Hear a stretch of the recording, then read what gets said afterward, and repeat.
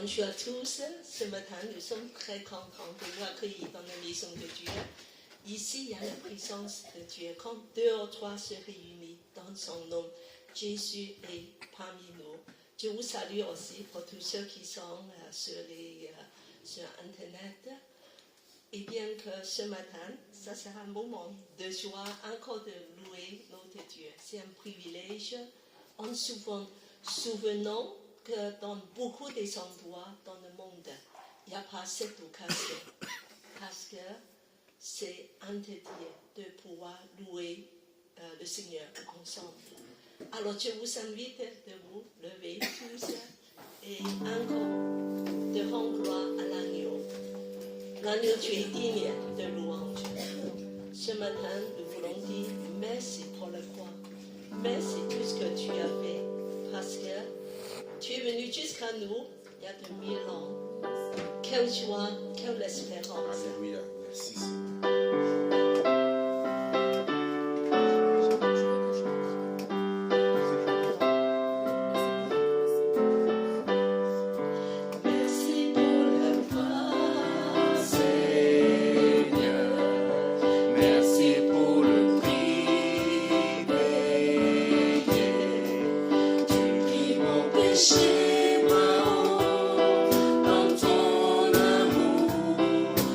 Dans ta grâce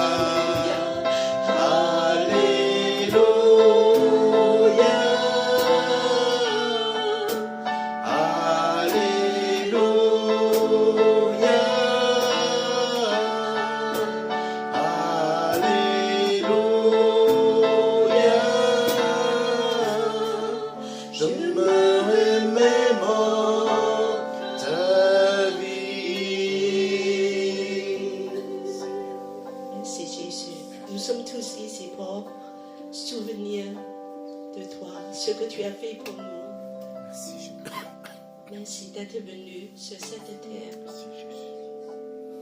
de faire le sacrifice. Tu es possible. Tu es incarné, tu as porté nos péchés. Oui, Seigneur, nous nous souvenons encore de ta vie. Toi, Seigneur. Oui, Seigneur, tout ce que tu as fait pendant les 3 ans et demi, Au nom de la vie, Seigneur. de proclamer le royaume de Dieu, l'évangile, la bonne nouvelle, de nous montrer comment tu vis. Tu es modèle pour nous. Tu es le serviteur. Merci Jésus. Seigneur, aide-nous ce matin encore de remémorer de ta vie. Amen. Alléluia. Tu es si bon, Seigneur, tu es si bon. Tu es bon, C'est bon pour moi. oui, le Seigneur. Tu es bon, si bon pour moi. Encore tu es bon. Tu es bon, si bon pour moi. Tu es bon, si bon pour moi. Qu'en serait-il de ma vie sans toi, Seigneur, sans toi, Seigneur? Amen. Tu es bon, Seigneur. Merci. Alléluia. Seigneur, de habiter en nous des vases d'argile. Des vases d'argile sont à l'heure, mais tu es entré en nous, de faire de nous des temples de Dieu. Alléluia.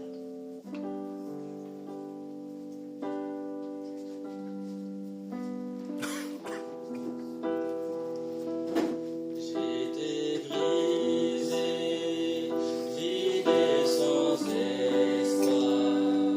Ta grâce m'a trouvé, m'a restauré. Merci Jésus.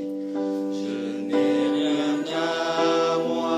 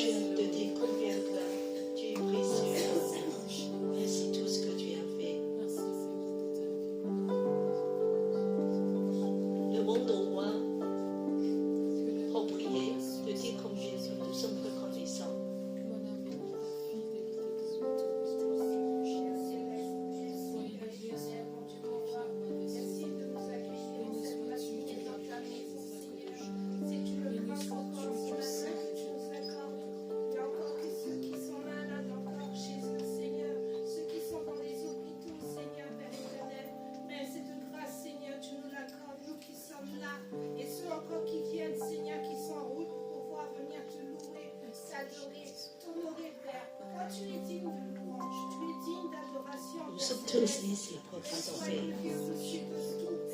Merci pour ta grâce. Merci pour ton amour infini pour nous qui sommes là. Merci pour nos familles. Merci pour nos entourages. Merci pour nos voisins. Merci pour ta grâce, ton amour infini. Gloire à ton saint nom éternel, Jésus. Sois élevé, sois exalté au-dessus de tout. Merci, Seigneur Jésus.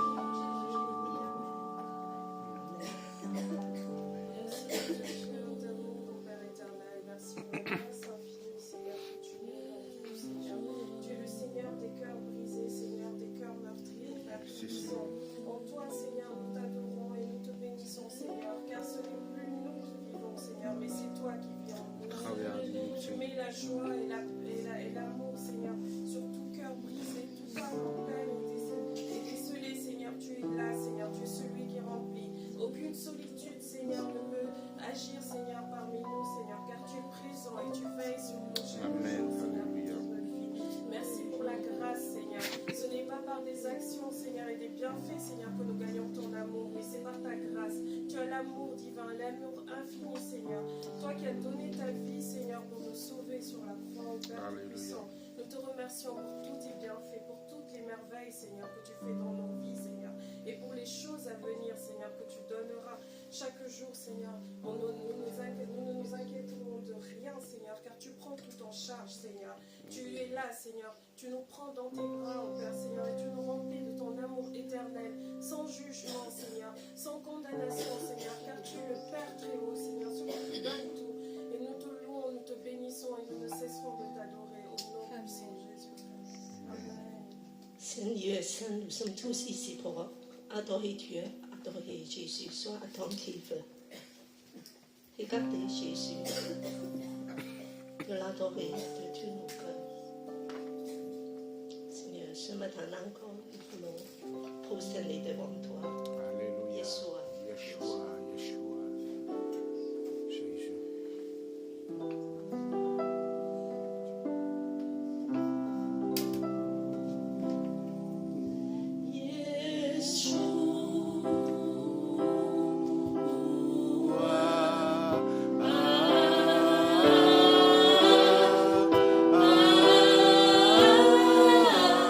Dieu Jésus, nous t'adorons. Yeshua.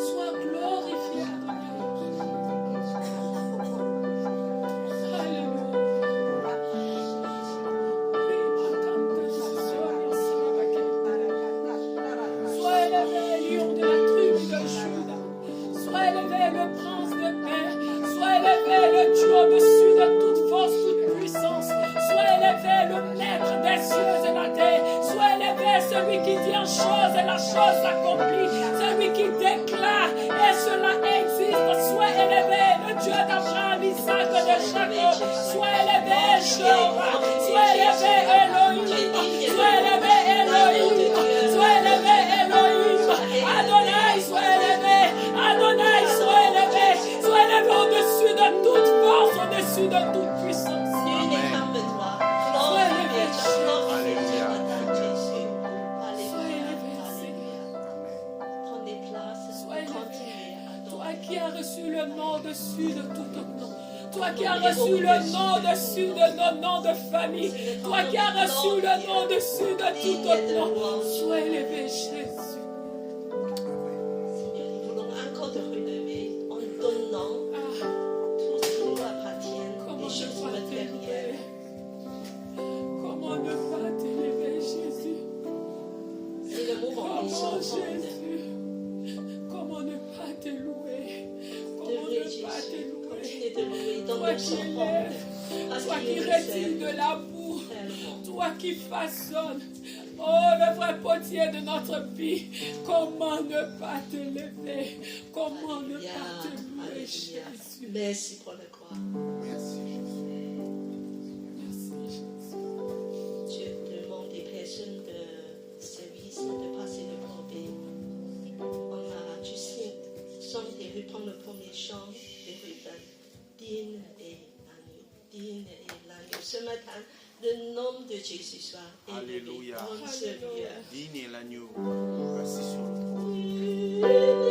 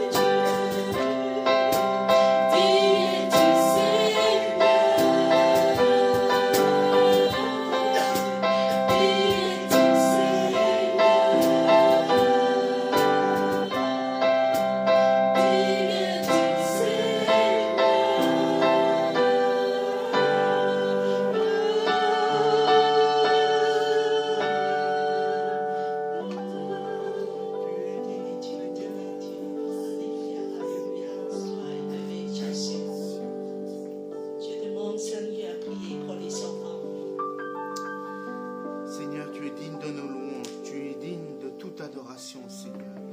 Seigneur, vraiment, nous avons un cœur ce matin, Seigneur, à te servir, à te glorifier encore. Seigneur, que tu bénis, Seigneur, tous nos frères et sœurs, ceux qui ont perdu quelqu'un ou ceux qui sont malades, Seigneur. Vraiment, Seigneur, que ta main puissante soit sur eux, Seigneur. Que tu les réconfortes, que tu les rétablis dans leur corps aussi, Seigneur. Seigneur, c'est un moment de donner notre temps, de notre argent, Seigneur.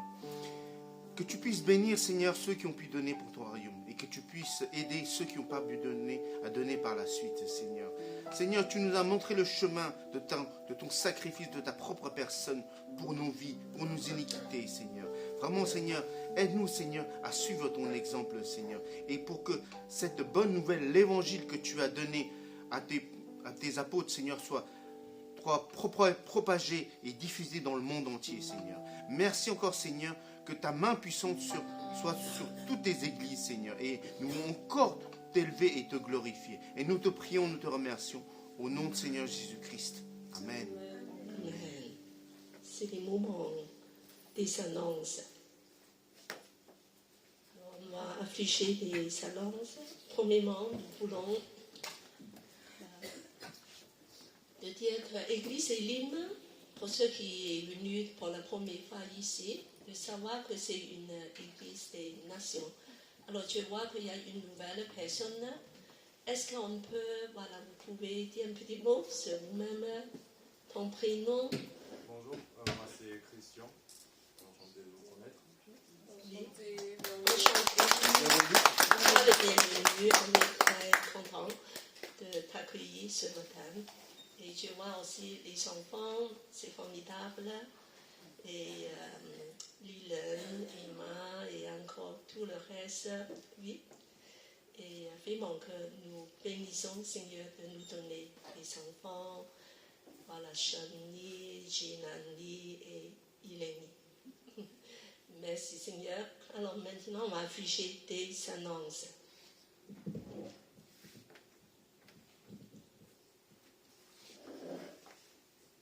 On va d'abord fait l'autre. Voilà, après le culte, il y a le parcours.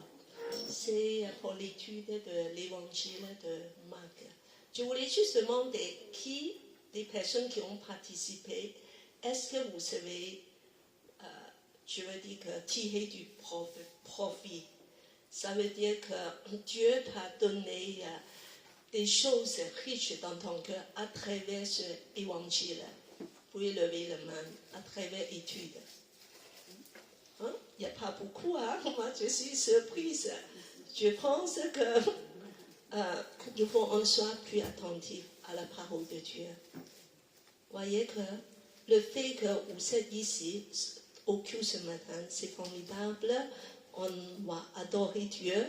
L'adoration, c'est très important. Mais si tu l'aimes Dieu, il faut apprendre sa parole. Sinon, tu ne peux pas savoir la volonté de Dieu. Dieu nous appelle à être des disciples.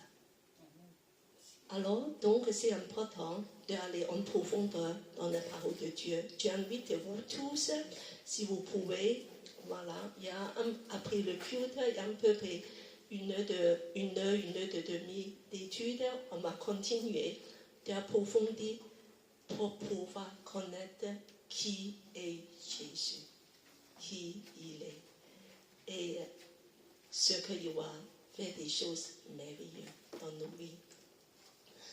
Alors donc, c'est tous les deuxième et le quatrième dimanche du mois, on a fait ce parcours. Après, alors on va aller dans une autre annonce.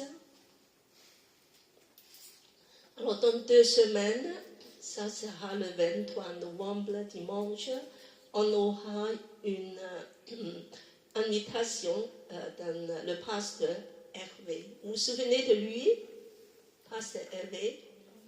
L'année dernière, il est venu 2 fois pour faire le mariage, tout ce qui concerne le mariage des couples. Alors cette année... Il était venu avec sa femme. Oui, et ses enfants aussi. Et ses enfants. Voilà, toute la famille. Cette année, alors on va aborder un thème un peu différent. C'est toute la relation intergénérationnelle. Ça veut dire qu'entre papa, maman, grands-parents, petits-enfants, et les enfants avec vos parents aussi. Donc, c'est bon de savoir comment les enfants devaient comporter envers les parents aussi. Et puis, avec nos frères et sœurs dans la famille, entre nous, des patries. Et puis, bien sûr, entre tout ce qui est le couple aussi. Le couple. Voilà, donc tout ce qui est de relationnel au sein de la famille. Donc je vous invite d'être attentif parce que ça sera une séance jusqu'à 2h30 avec une collation au milieu. Nos relations reflètent nos relations avec nos proches, reflètent nos relations avec Dieu. C'est important de savoir comment qu'on puisse aimer Dieu à travers toutes les relations avec nos proches.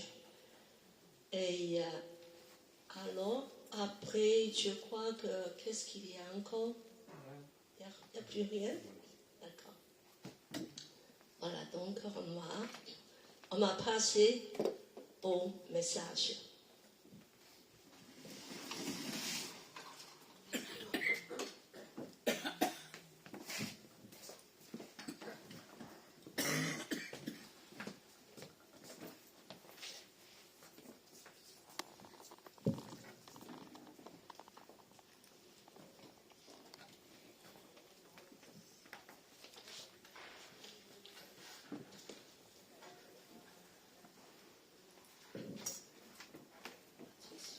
je vais donner des jeunes à quelque chose à lire. Tiens, Yélani, tu vas lire tout à l'heure. Et Lélan, tu vas lire tout à l'heure, quand je t'appelle.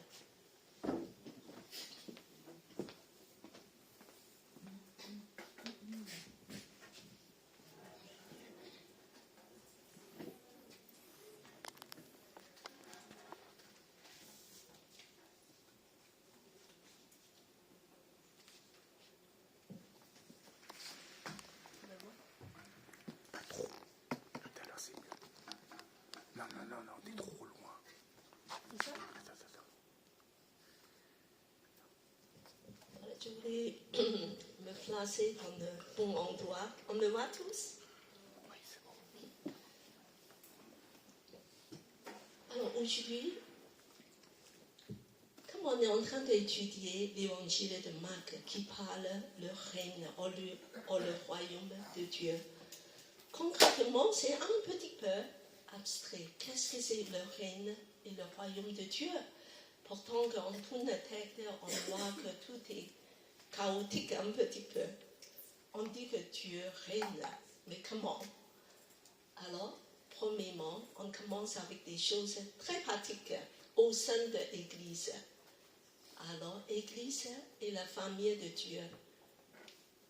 Comment on se comporte envers les uns les autres? En fait, manifeste le règne de Dieu. Déjà. Dans l'évangile de Marc, alors, qu'est-ce que ça s'est commencé avec une proclamation du règne de Dieu. Alors, la bonne nouvelle, alors c'est ce que Jésus a proclamé dès le début de son ministère en public. Dieu donnait à lire, alors qu'est-ce que c'est le règne de Dieu? C'est en Marc 1,15. C'est tout le résumé de l'évangile de Marc. Marc 1,15. Le temps est accompli, le règne de Dieu est proche. Changez et croyez à la bonne nouvelle. Amen. Amen. C'est précis, juste 3 phrases. Ça résume tout l'évangile de Marc. Alors, qu'est-ce que ça veut dire? Le temps est accompli. Ça veut dire une ère nouvelle est arrivée. Le règne de Dieu est proche. Jésus est venu. Donc, le règne de Dieu est inauguré dans la personne de Jésus. Changez et croyez à la bonne nouvelle, une invitation d'entrer dans le royaume de Dieu. C'est juste 2 choses, pas plus. Très simple. La première chose, c'est changer. Deuxième chose, c'est croire. Ça veut dire la repentance et la foi. Alors, qu'est-ce que ça veut dire changer? Et je vais demander tout ce qu'on a parlé pas mal. Et Maurice, qu'est-ce que ça veut dire changer? Changer de direction, changer de cap. Voilà, comme conduire une voiture. Quand tu es dans la mauvaise direction, il faut faire demi-tour. C'est pas la peine de pleurer, de dire que moi je suis triste. Alors, c'est d'avoir des actions concrètes, de dire, moi maintenant, je vais tourner vers une autre position. Alors, ça veut dire concrètement de détourner de nous-mêmes et de tourner vers Dieu et croire à toutes les paroles de Jésus. De faire confiance à la parole de Jésus, de la Bible. De obéir à lui. Il dit que je crois, je fais ce que tu me dis. Alors, donc, c'est très simple. Je vous invite tous à lire une fois pour que ça marque. C'est Jésus. Jésus dit, le temps est accompli. Le règne de Dieu est proche. Changez et croyez à la bonne nouvelle. Encore une fois, parce qu'après, il faut réciter. Le temps est accompli. Le règne de Dieu est proche. changer et croyez à la bonne nouvelle. Voilà, qui peut réciter ça? Pas encore.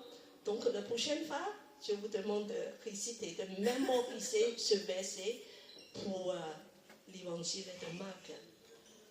Alors, et puis que tout de suite après, Jésus a fait quelque chose assez simple. Finalement, il va faire quoi?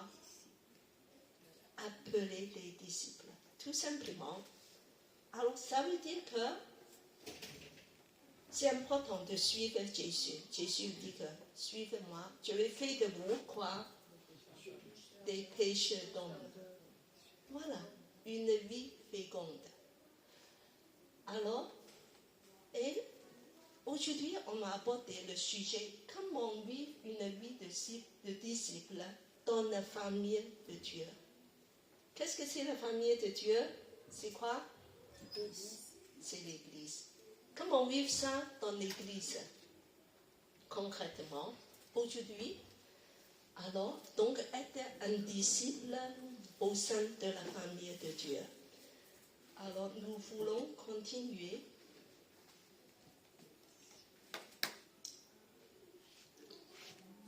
Alors, un événement assez spécial. Nous allons très très vite maintenant de nous débarquer de Marc 9, 33 à 37. Et en fait, c'est jusqu'à 5 ans, 33 jusqu'à 5 ans. Un très long passage. Alors, c'est Jésus avec ses disciples. Alors, Jésus avec ses disciples, c'est la famille. C'est la famille. Parce que nous savons Jésus au centre. Tous les disciples autour, nous formons une famille.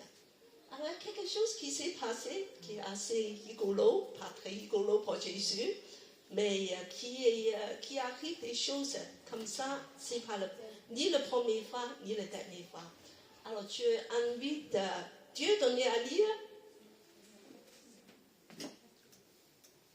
Ils arrivèrent à Capernaum.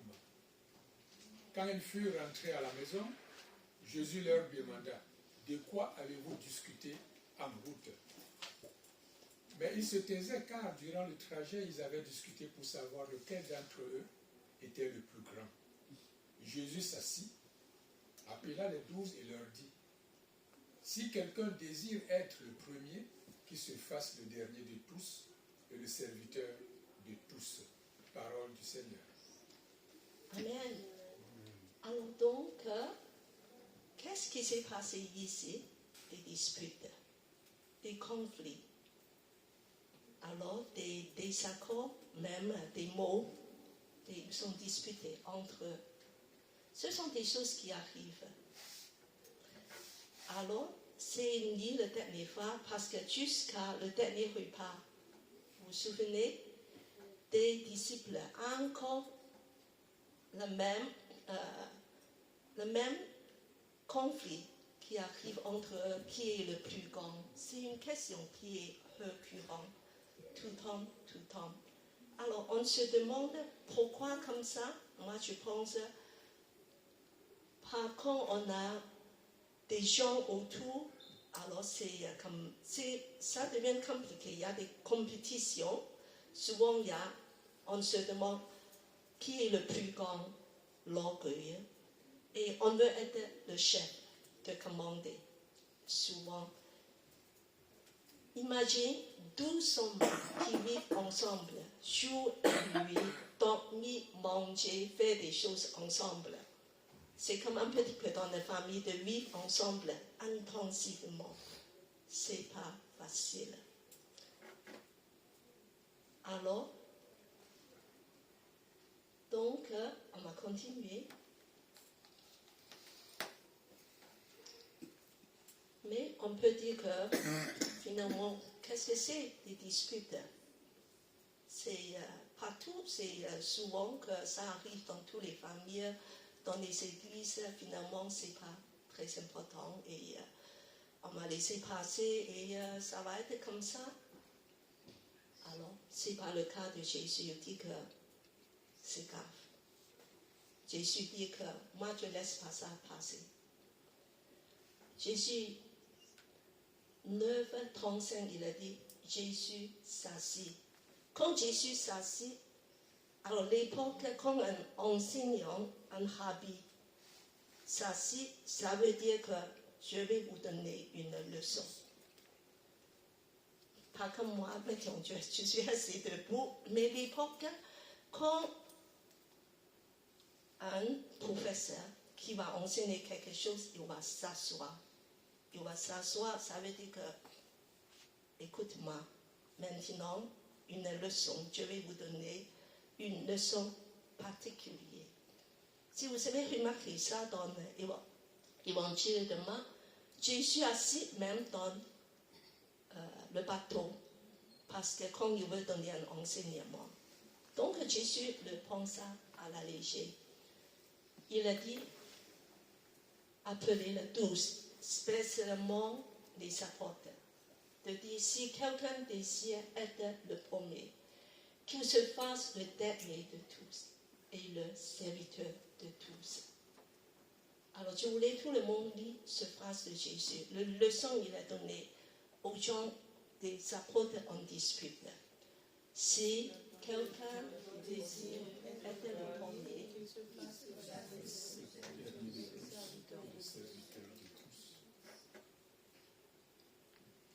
alors Jésus donnait un principe de humilité. Humilité, c'est quoi? C'est bien, Dieu est des grands, c'est très bien. Parce que dans le royaume de Dieu, il y a des grands. Jésus veut nous deviennent tous des grands. Mais, premièrement, tu vas devenir petit. Tu vas devenir le dernier. Tu vas servir petit. Et il faut se mettre au dernier. Comme un serviteur humble qui sait tout le monde. Tu veux être grand, il faut d'abord être un serviteur.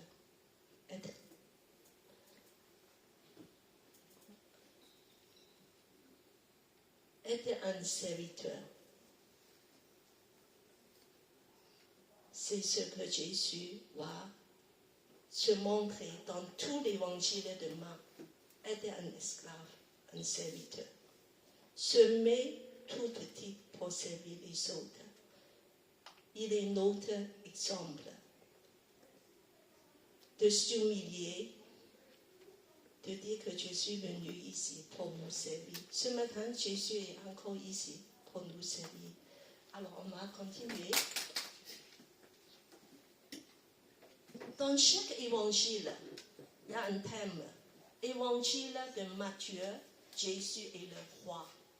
C'est pour ça le généalogie, ça commence avec Abraham, puis David, la ligne des rois. Les 3 rois d'Orient qui viennent adorer Jésus. Et l'évangile de Luc, ça démontre Jésus est et quoi? Quel est le thème? Un homme, un simple homme. C'est pour ça que le généalogie, ça commence avec Adam, le début de toute l'humanité. Et l'évangile de Jean, quel est le thème? Jésus est qui? L'identité de Jésus, c'est qui? Fils de Dieu. Fils de Dieu. Il est Dieu lui-même. Et l'évangile de Marc veut dire que Jésus est un serviteur. Serviteur. Ça nous marque, n'est-ce pas? Alors je voulais que ça c'est aussi un petit résumé dans Marc 10, 49 à 50. Alors on va lire tous ensemble. Si quelqu'un veut être grand parmi vous, qu'il soit votre serviteur. Et si quelqu'un veut être le premier parmi vous, qu'il soit l'esclave de tous. Car le Fils de Dieu n'est pas venu pour se faire servir, mais pour servir lui-même et donner sa vie en rançon pour beaucoup. Jésus est venu pas pour être servi pour nous, mais pour servir lui-même et donner sa vie à la croix. On déversait son sang et pour nous racheter comme un rançon, une dette payée pour nous. C'est beaucoup, c'est énorme. Et nous sommes tous ici ce matin, nous sommes au chaud, nous sommes bien, mais est-ce que on a pensé que tous nos bien-être, tous nos vies spirituelles, toutes les bénédictions, en fait, c'est grâce à ce que Jésus qui est venu pour nous servir.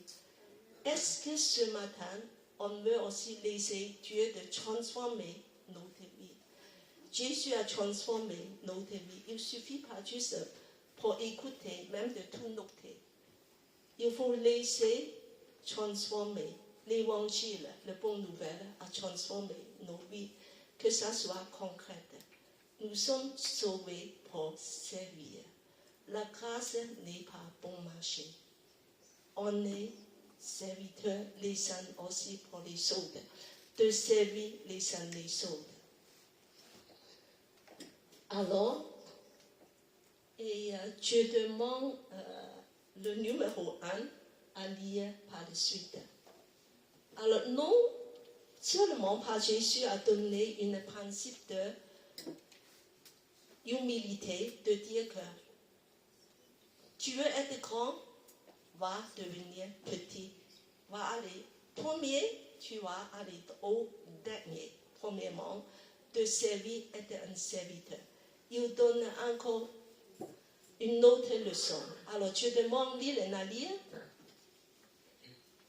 Puis il prit un petit enfant par la main, le plaça au milieu d'eux, et après l'avoir serré dans ses bras, il leur dit : si quelqu'un accueille en mon nom un enfant comme celui-ci, il m'accueille moi-même. Et celui qui m'accueille, ce n'est pas moi seulement qui l'accueille, mais aussi celui qui m'a envoyé. Alors, Jésus fait une démonstration.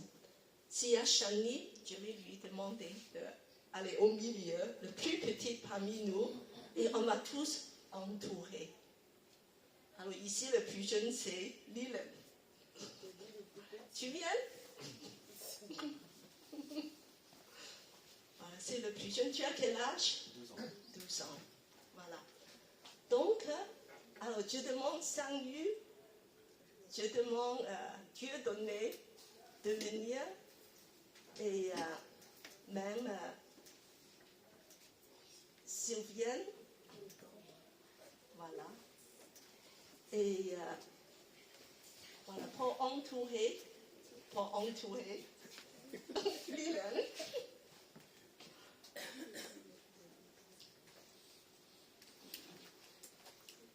Alors, Liliane est au centre. D'accord. Ça veut dire quoi? Ça veut dire qu'on veut honorer Liliane. Il est le plus important. Il est au centre. Voilà, c'est ça.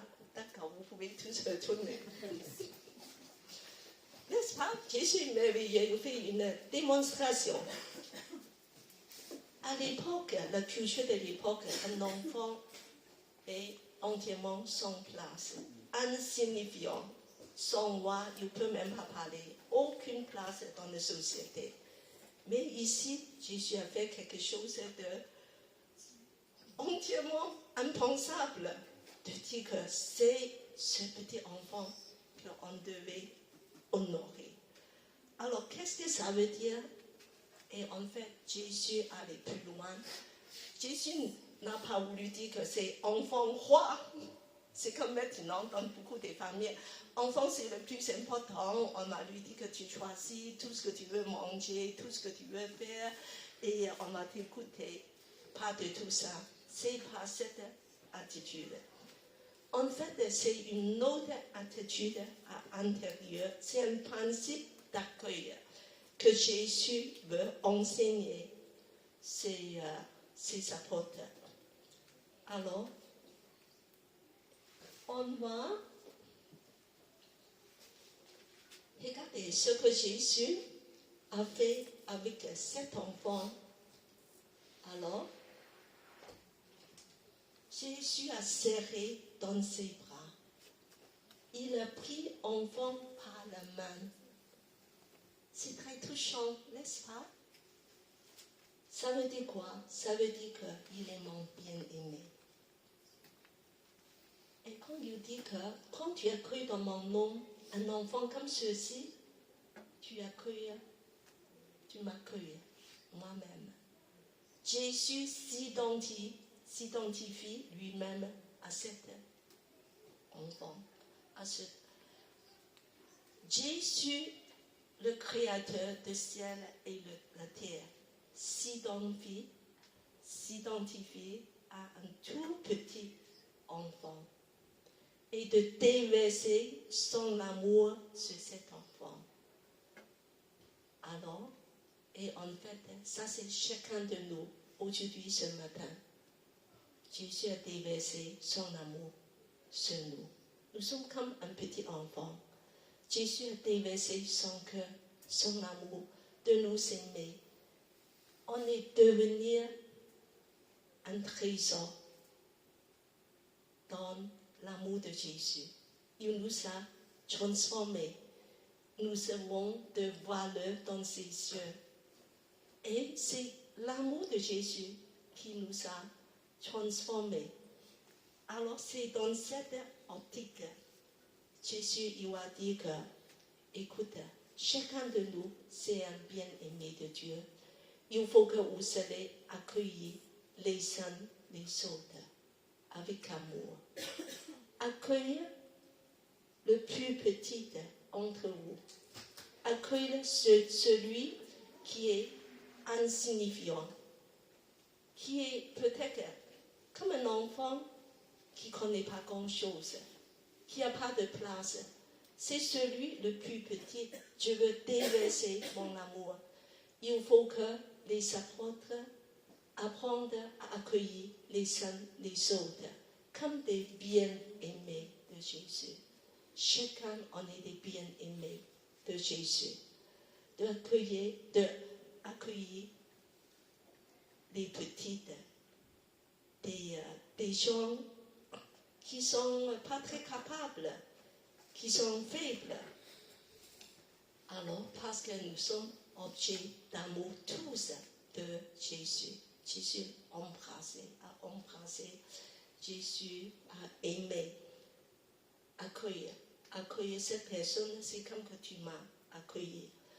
Aujourd'hui, au sein de l'Église, c'est dans cette façon qu'on devait accueillir chacun et chacune de nous, même le plus petit, le plus faible, le plus insignifiant, celui que d'habitude qui n'a pas de place. Alors c'est cette attitude intérieure que Jésus nous invite de dire que fais comme moi. Alors, et après Jésus donne un long passage. Je ne veux pas tout lire parce que c'est assez grave ce qu'il a dit. Il dit que c'est des avertissements de dire que et si tu fais tomber un petit, c'est très grave. Tu deviens une occasion de chute. Pour un petit, c'est très grave. Si tu as blessé, tu as fait trébucher un petit, c'est très grave. C'est ta main qui a fait ça, coupe-le. Si tes pieds fait ça, coupe-le. Ton œil a fait ça, aussi arrache-le. Et parce que ce petit a une grande valeur à mes yeux. Et Jésus a résumé tous les disputes des disciples, des conflits, dans cette phrase 49. Voilà. J'invite Patricia à lire 49. Non, c'est toi. C'est toi qui devais lire. Il a né, c'est préparé pour toi. En effet, chacun doit être salé de feu. Le sel est utile, mais s'il perd son goût, avec quoi le rendez-vous sa saveur? Ayez du sel en vous-même et vivez en paix entre vous. Alors, le conclusion veut dire que, chers disciples, ayons du sel en vous-même et vivez en paix entre vous. Vivez en paix. pas de conflit, pas de désaccord, mais des bons ententes, l'amour, aimer les uns les autres comme Dieu vous a aimé. Alors, il donne l'exemple du sel aussi. Le sel, en fait, dans l'Ancien Testament, c'est un symbole d'alliance. Nous avons une alliance en Christ, de faire alliance entre nous. Voilà. Et le suivant, ça c'est déjà dit, tout ça. Alors, en tout cas, là, ce diapo sera passé dans le réseau de l'Église. Vous pouvez avoir de revoir tout ça et de méditer sur l'attitude de Jésus, ce principe d'accueillir, d'accueillir sans condition, accueillir. C'est le deuxième principe. Jésus nous apprend d'accueillir. Alors, on va continuer. Alors, maintenant, ce principe-là d'accueillir, ça va être plus en plus grand, parce que ce n'est pas seulement parmi les 12 disciples. Alors, c'est dans l'église de Rome. Ça, c'est passé quelque chose, l'église de Rome. Alors, on va lire. Dans cette église, ça s'est passé quelque chose. Il faut l'apôtre Paul écrit 2 chapitres d'aborder ce problème. C'est aussi un problème d'accueil. Alors, on va lire. Je invite Patricia à lire Anna 4. Accueillir celui qui est mal affirmé dans la foi, sans vous ériger en juge de ses opinions. Ainsi, l'un a la conviction qu'il peut manger de tout, l'autre, qui est mal affermi dans la foi, ne mange que des légumes. Que celui qui mange de tout ne méprise pas celui qui ne le fait pas comme lui. Et que celui qui ne mange pas de viande ne condamne pas celui qui en mange, car Dieu lui a fait bon accueil. Qui es-tu, toi, pour juger le serviteur d'un autre? Qu'il tienne bon ou qu'il tente, c'est l'affaire de son maître. Mais il tiendra bon, car le Seigneur, son maître, a le pouvoir de le faire tenir. On va continuer. Le 5, je demande aux personnes. Claudia, tu veux continuer? Pour celui-ci, tel jour vaut plus qu'un autre. Pour celui-là, ils ont tous la même valeur. À chacun d'avoir une pleine conviction en lui-même. Celui qui fait une distinction entre les jours le fait pour le Seigneur. Celui qui mange le fait aussi pour le Seigneur, puisqu'il remercie Dieu pour sa nourriture. Et celui qui s'abstient de certains aliments le fait encore pour le Seigneur, car lui aussi remercie Dieu. Cessons donc de nous condamner les uns les autres. Prenez plutôt la décision de ne rien mettre en travers du chemin d'un frère qui puisse le faire pécher ou tomber. Alors, dans l'église de Rome, il y a 2 catégories de personnes.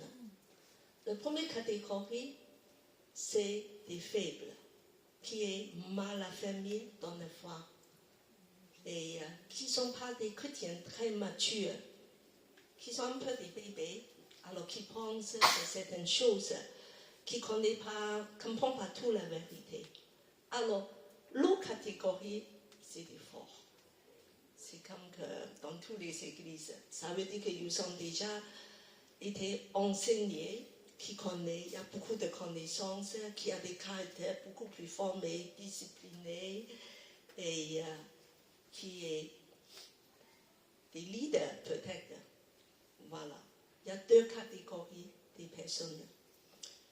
Et puis qu'ils ne sont pas d'accord. Il y a un problème à cause de 2 choses.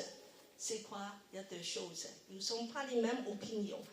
Et la première chose, et Sylviane, que tu me dis, qu'est-ce qu'ils ne sont pas? Quel est le premier sujet? C'est sur la nourriture. La nourriture physique. Voilà, les aliments de manger.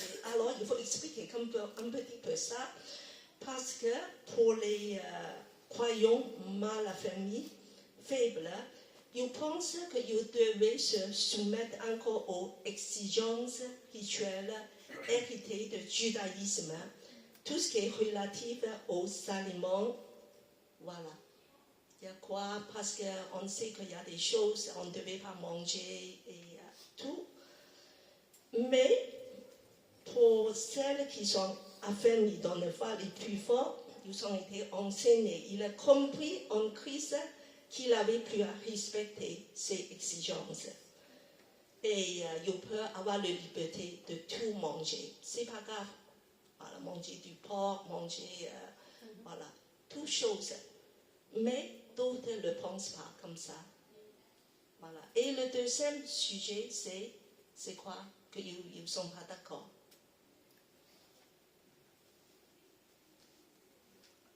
Verset 5.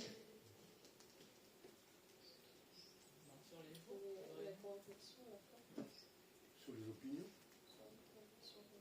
Tel jour, il y a des croyants qui pensent qu'il y a des jours plus importants.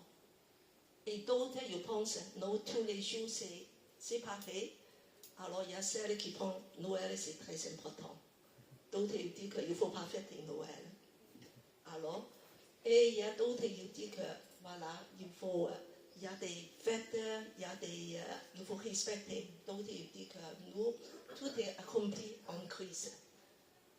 Voilà. Donc, c'est des jours particuliers.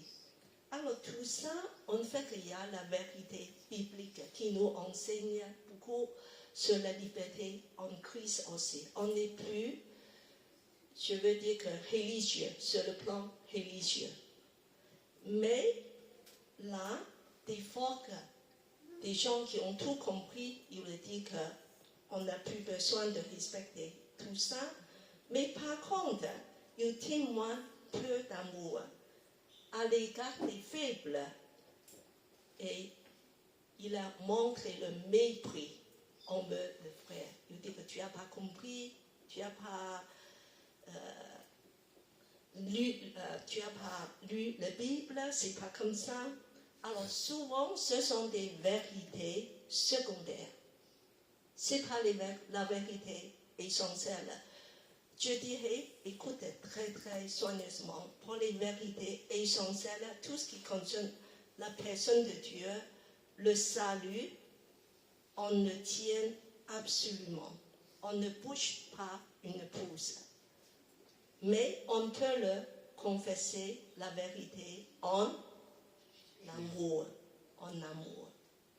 Voilà, c'est en Éphésiens 4. Professons la vérité dans l'amour. Mais tout ce qui est secondaire, la façon de pratiquer, voilà, si tu vas dans une église africaine, ils vont tous sauter, danser, alors, et ils vont crier, parce qu'ils font ça de tout cœur pour Dieu. Voilà.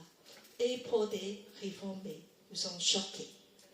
Des orthodoxes aussi. Wow, comment on peut faire tant de bruit des mouvements? Et finalement, ce sont des questions secondaires. On pense différemment selon nos cultures, la façon de l'histoire de l'Église de pays aussi. Alors, comment pour traiter tout ça? Alors, ici, l'apôtre Paul dit pas de jugement, pas de condamnation. Si vous n'avez pas les mêmes opinions comme d'autres, ne pas avoir le dernier mot de dire que moi j'ai raison, tu as tort. Ce sont des choses qui causent dispute. Moi, je voulais aller encore plus loin, pas seulement pour des choses de vérité, mais tout ça, la façon de faire des choses, de la façon de se comporter dans l'Église. Pas le dernier mot de dire que c'est comme ça qu'il faut faire, que moi j'ai raison, que tu as tort, de juger et condamner. Alors donc tu dis qu'on ne peut rien dire alors. C'est ça? Est-ce que c'est vraiment ça? Moi je pense qu'on peut exprimer nos opinions, mais en amour. mais ne pas obliger l'autre à adhérer, d'aligner avec nos pensées. Même si tu penses que tu es dans la vérité, tu as raison. Alors, et en fait, comment on peut juger alors? On va continuer. Attends, avant de revenir, il y a un petit... Alors, le verset 13, on va lire tous ensemble. Cessons donc de nous condamner les uns les autres. Prenez plutôt la décision de leur mettre au travers du chemin d'enfer qui puisse le faire trébucher ou tomber. Attention, s'il est blessé, s'il est de rancune, s'il a pleuré, si ça lui a affecté, tu fais tomber un frère et une sœur. Et c'est très grave. Alors, on va continuer. Alors, ce principe d'accueillir des faibles inclut tous les chrétiens immatures et des croyants qui ont des opinions différentes de nous. Ce principe devait, faut, raison, tort. À l'Église, dans la famille de Dieu, on va dépasser un autre niveau. Et finalement, il faut seulement de confesser la vérité dans l'amour. On peut expliquer, mais ce n'est pas le principe le plus important. Le principe le plus important, c'est le principe d'accueil des faibles. Des faibles. Alors, ce que Dieu regarde, c'est le motif de chaque personne.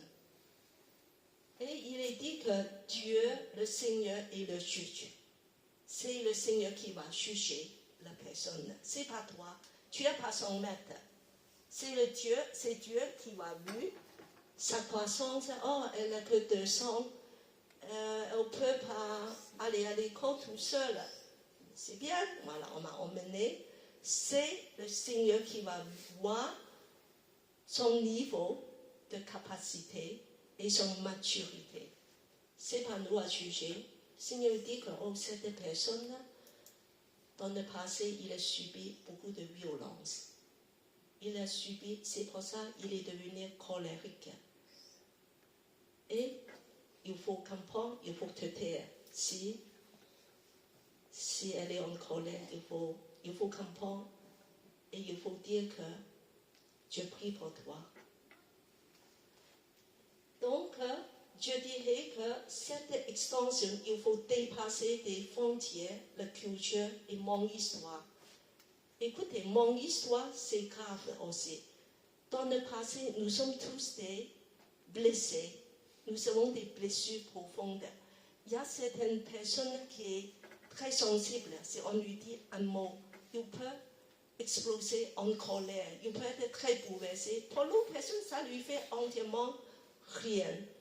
Alors, donc, il faut être sensible à l'autre et de comprendre. Si parfois il y a des réactions très grandes, c'est peut-être que la personne, on devait vraiment de dire que Seigneur, je vais prier pour mon frère et ma soeur. Et aussi pour tout ce qui est de race. Tu vois que nous sommes ici des blancs, des noirs, des jaunes.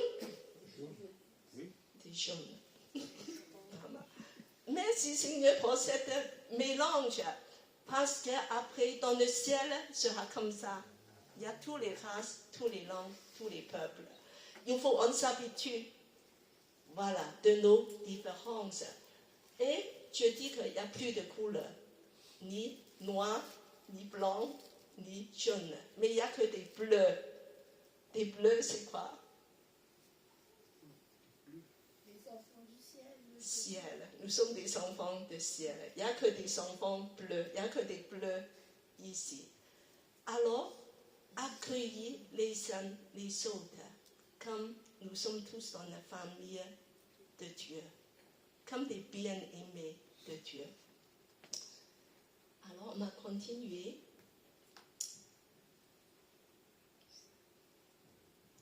c'est encore un autre principe que Jésus nous apprend, ou la Bible nous apprend. C'est le principe pour des forts. Voilà. Si tu dis que moi, je suis fort, je connais beaucoup, je suis équilibré, je n'ai pas tous ces problèmes. Je connais l'enseignement de Jésus. Alors, je demande ce que Paul a enseigné à l'Église. Je demande à Nathalie à lire. Nous qui sommes forts dans la foi, nous devons porter les faiblesses de ceux qui ne le sont pas, sans chercher notre propre satisfaction. Que chacun de nous recherche la satisfaction de son prochain pour le bien de celui-ci, en vue de l'aider à grandir dans la foi. Car le Christ n'a pas cherché sa propre satisfaction, mais il a dit, comme le déclare l'Écriture, « Les insultes de ceux qui t'insultent sont retombées sur moi. » Le résumé, c'est le verset 7. Continue. Accueillez-vous donc les uns les autres, tout comme le Christ vous a accueillis, pour la gloire de Dieu. Amen. Ici, Paul nous donne un principe d'édification. L'édification. Si tu te considères plus mature, plus fort, il y a plus de connaissances, tu as un caractère beaucoup plus équilibré, alors tu dois faire quelque chose. Le verset il dit, nous devons porter. Pas seulement supporter. Il dit que Dieu le supporte. Ah, c'est déjà pas mal. Je dis rien, Dieu le supporte. Je tiens ma langue. Alors, Paul dit, porter. Porter les faiblesses de ceux qui ne sont pas. Et ne pas chercher notre satisfaction. C'est fort, n'est-ce pas? De dépasser même cette étape de dire je supporte. Parce que Jésus a fait ça. De satisfaire mon prochain. Et de la faire grandir dans le foi. Tu te penses fort. Tu te penses mature. Alors, aider les autres à avancer, à grandir. Parce que c'est l'exemple de Christ qui n'a pas cherché sa propre satisfaction. Et Jésus a dit, tu recevras tous les insultes. Tout ce que les méchancetés qui peuvent tomber sur moi. C'est comme ça que de donner satisfaction pour aider les autres d'avoir le salut, d'avancer. Alors, c'est dans cet exemple de Jésus qu'on doit faire de supporter insulte et mépris, de rechercher l'unité dans la gloire de Dieu. De accueillir comme Jésus a accueilli les uns les autres. On va continuer. Alors, ce principe de l'édification, c'est d'encourager les autres, de dire qu'on a progressé ensemble. Alors, il y a un principe de performance, c'est très très fort dans le monde. Si tu es fort, tu as beaucoup de capacité, bravo, on va te mettre devant. Voilà. Mais à l'église, ça ne marche pas. C'est pas ça, comme ça fonctionne. Parce que le principe de performance vise à la perfection, de dire que moi, je veux les autres faire comme moi. Je exige. J'ai exigence et les autres devaient faire comme moi. Alors, dans ce cas-là, il faut que si les autres n'arrivent pas à faire, on ne le fait pas, on sera offensé. Et parce que les autres n'arrivent pas à mon exigence de faire des sacrifices comme je suis capable de le faire. Alors, ici à l'église, on n'a pas ce principe de performance. On cherche d'autres principes de l'édification et le principe de l'humilité, de servir, être serviteur. Être serviteur, ça veut dire encore l'humilité, encore il y a autre chose qui est très important. Qu'est-ce que ça veut dire être humble? Est-ce que ça veut dire que je suis rien? Non, mais rester simple, avec sagesse. Respecter l'autre. C'est très bien, respecter l'autre. Pourquoi? Parce que tu connais que tu as tes limites. Tu as tes limites.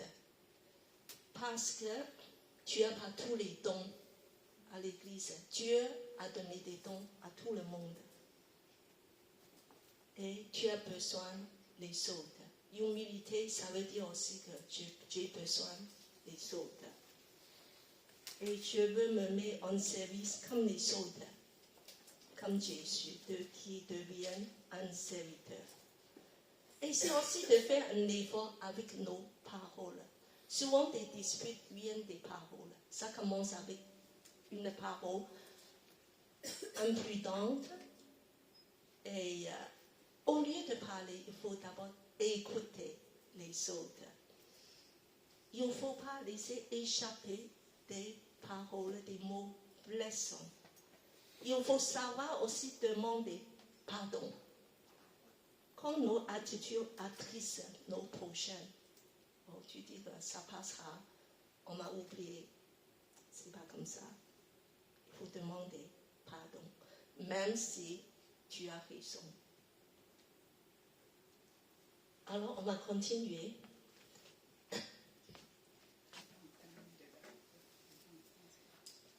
Une petite résumé de dire que comment on vit le règne de Dieu aujourd'hui, concrète, non? Voilà, d'accueillir les uns les autres sans condition, sans réserve, être un serviteur comme Jésus. Alors, de vivre dans cet esprit de la repentance et la foi, de détourner de nous-mêmes tous les jours et tourner vers Dieu. Tous les jours, je dis que moi, le premier, tous les jours, je dis que Seigneur, aide-moi de faire ta volonté, de détourner de moi-même et de tourner vers toi, de laisser ta parole de transformer ma vie. Sinon, ça ne sert à rien, tu viens à l'église l'année par l'année, si tu n'es pas transformé. La parole de Dieu devait nous transformer. Et puis que les trois principes d'accueil. Au sein de la famille de Dieu, c'est le principe d'accueil, le principe d'édification et le principe de humilité. Alors, et puis que vous vous souvenez, ce cercle de quoi qui peut m'expliquer, c'est une prophétie pour Élim. Alors, Steve Blacka, qui peut m'expliquer ça, comment ça fonctionne? Alors, il voit des gens de Élim comme des bouts, des cordes, des sachets. Et avec de l'eau, de mouiller tous ces corps, ils deviennent souples. L'eau, c'est quoi? La parole de Dieu, enseignement de Jésus. Et on peut s'attacher les uns les autres. Alors, et on devient un cercle de cordes d'amour. Et après, quand des gens vont entrer en nous, alors ils vont sentir l'amour de Dieu. L'amour de Dieu, qu'on s'aime, on va aimer les uns les autres. Alors c'est pour ça que je dis que attachons-nous les uns les autres dans unité, dans l'amour, sans dispute, sans désaccord. Voilà, le suivant. Alors je dis des choses encore plus concrètes. À l'Église Élim, premièrement, je suis très reconnaissant par chacun de vous, vous savez, vous faites des choses pour l'Église. Il y a même des gens qui font beaucoup, il y a d'autres un peu moins, mais tout le monde participe à la tâche de l'Église Élim. Mais quelque part, je voulais dire quelque chose. Et il faut faire un petit effort. Il faut être à l'heure. premièrement, il faut venir à l'heure. Surtout ceux qui sont en service. Si tu ne viens pas à l'heure, l'autre va faire à ta place. Il ne va pas te dire quelque chose. Fur et à mesure, l'autre personne, il vient plus en plus tôt et tu viens plus en plus tard. Il aura plus en plus à faire et tu auras moins en moins à faire. Ce n'est pas le modèle de serviteur. Bien sûr, je dis pas ça pour des personnes malades, une autre fois en passant parce qu'on est faible, parce qu'on a un problème. C'est pas ça. Mais en général, on devait prévenir et on devait aussi penser qu'on travaille en équipe.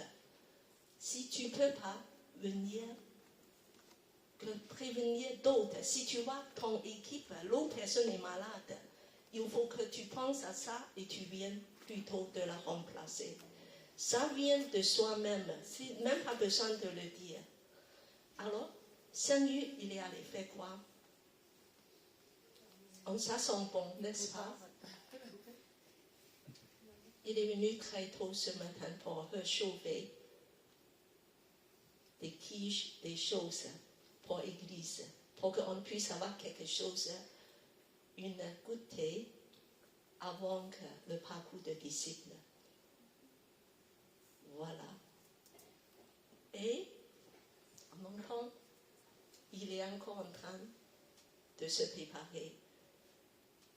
Et je dirais que le parcours de disciples, c'est 2 fois par mois. On a besoin de 2 personnes de venir plus tôt, de préparer pour ça. Alors, 2 personnes, une personne vient une fois, l'autre personne vient une autre fois. Ça veut dire que la personne qui va préparer la nourriture pour le parcours, c'est une seule fois par mois. Est-ce qu'il y aura quelqu'un qui pourrait proposer à faire? Ça, c'est quelque chose qu'on n'a jamais proposé. On n'a jamais, on prend la nourriture, on dit c'est bon. Joanne, il va pas faire beaucoup aussi, la nourriture, on dit c'est bon. Mais est-ce que de temps en temps, on ne pense pas?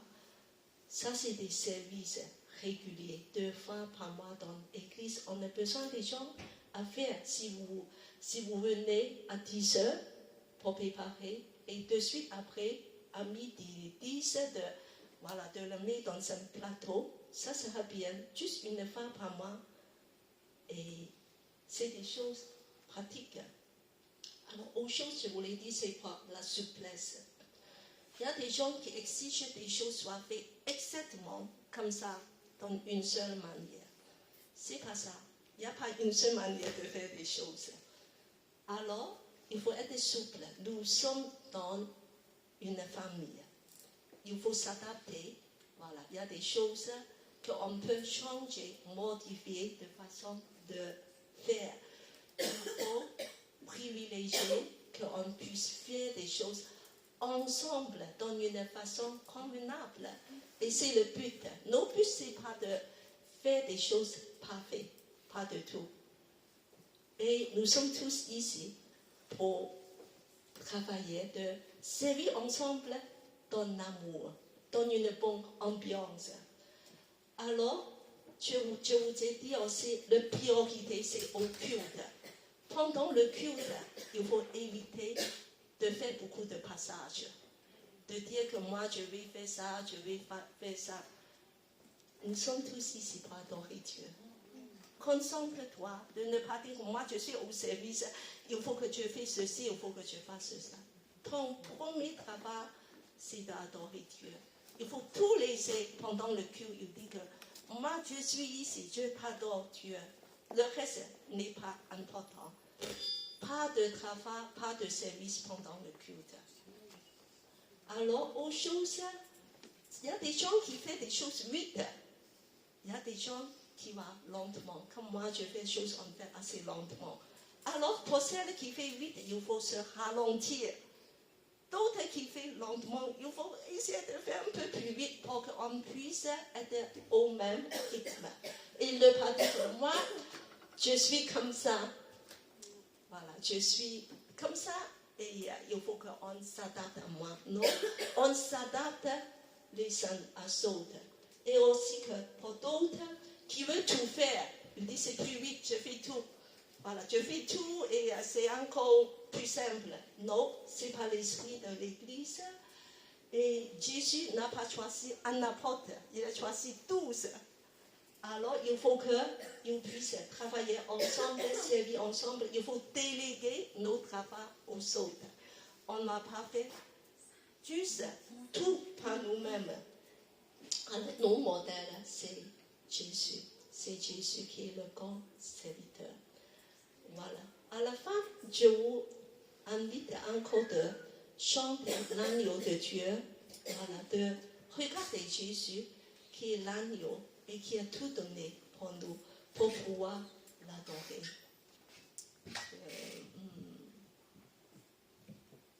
Oui. Je demande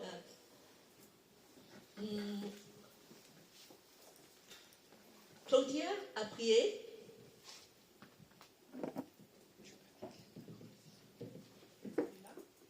Oui, a prié. À haute voix. Seigneur, je bénis ton nom, Seigneur, Père, ta gloire pour ce culte. Merci, Seigneur, pour cet enseignement, Seigneur, qui nous apprend, Seigneur, que nous devons nous mourir à nous-mêmes, Seigneur, et apprendre à marcher ensemble, Seigneur, Père, enseigne-nous à pratiquer ces choses dans nos vies de tous les jours, Seigneur, Père éternel Dieu. Apprends-nous, Seigneur, à nous aimer les uns les autres, Seigneur, Père, afin d'être, Seigneur, cette église que tu veux que nous soyons, Seigneur, et que nous manifestions l'amour comme tu le veux. Seigneur, et que le monde, Seigneur, voit, Seigneur, aussi cet amour, Seigneur, et que cela leur donne aussi, Seigneur, un cœur à venir, Seigneur, à toi, Seigneur, au nom puissant de Jésus. Seigneur, accompagne-nous encore chaque jour, Seigneur, Père, afin que nous puissions, Seigneur, devenir une meilleure personne, Seigneur, Père, selon ta parole, Seigneur, Père. Merci, Seigneur, pour le parcours du disciple, Seigneur, de tout à l'heure, Seigneur, Père, Papa, que nous puissions avoir, Seigneur, le bénéfice de ta parole, Seigneur, Père éternel, dans le livre de Marc, Seigneur, Père éternel. Que toute la gloire, la louange te revienne au nom puissant de Jésus. Amen. Il y a une chose que je voulais dire aussi. L'Église a besoin des gens pour s'occuper des enfants. D'avoir des animateurs et des animatrices des enfants. En ce moment, nous avons seulement 2. Ce n'est pas suffisant. Nous avons besoin d'2 en plus. Même si c'est possible, avoir 4. Parce que c'est un roulement qu'il faut faire. Tu vois, Adèle s'occupe des enfants, elle n'est pas avec nous. Nous ne voulons pas une seule personne qui est toujours absente du culte. Et il faut faire un roulement de servir des petites, de servir, enseigner nos enfants. C'est très important. C'est quelque chose que chacun de nous puisse de réfléchir. Si vous avez un cœur, puisse me dire un petit mot. On a regardé Jésus, l'agneau de Dieu, qui a tout donné.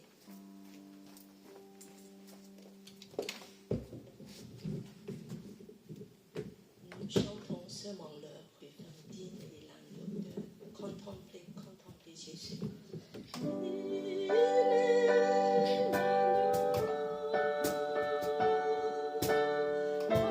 Seigneur.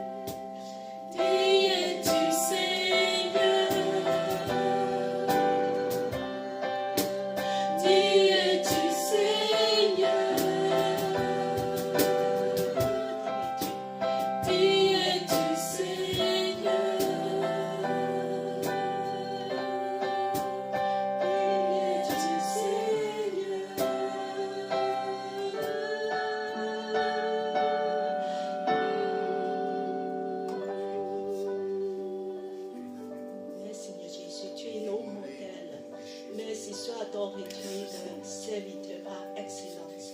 Ce matin, encore, Seigneur, sonde nos cœurs, Seigneur, qu'on puisse être serviteur comme toi. Seigneur, tu as donné ta vie.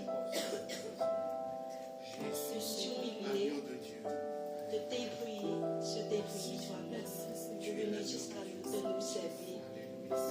Mon Seigneur, remplis-nous de ton amour, d'accueillir les saints des autres. Amen. Prenez place. Le culte de dimanche est terminé. Que la parole de Dieu continue de nous parler dans la méditation, dans l'esprit. Soyez dans la joie, dans la paix et vivez dans l'amour. Amen. Amen.